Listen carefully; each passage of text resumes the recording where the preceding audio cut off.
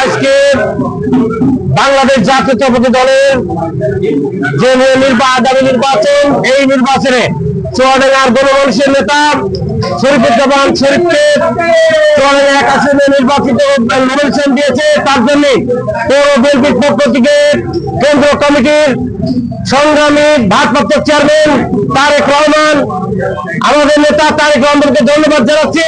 কারণ তৃণমূল পর্যায়ে সে ব্যক্তিকে সংগঠিত করেছে, সেই কারণে সংগঠনকে শক্তিশালী করার জন্য যাবতীয় কার্যক্রম আমাদের নেতা জেলা বিএনপি সাধারণ সম্পাদক শরীফুজ্জামান শরীফ তার নেতৃত্ব দিয়ে চুয়াডাঙ্গা ছিন্ন ভিন্ন বিএনপিকে সুসংগঠিত করেছে। সেই কারণে আমরা সকলেই ধন্যবাদ জানাচ্ছি চুয়াডাঙ্গা জেলা বিএনপির পক্ষ থেকে, পৌর বিএনপির পক্ষ থেকে। কারণ সঠিক সিদ্ধান্ত গ্রহণ করেছে আমাদের নেতা তারেক রহমান এবং মহাসচিব মির্জা ফখরুল ইসলাম সহ স্থায়ী কমিটির সকল নেতৃবৃন্দকে পৌর বিএনপি পক্ষ থেকে সংগ্রামী সালাম অভিনন্দন জানাচ্ছি।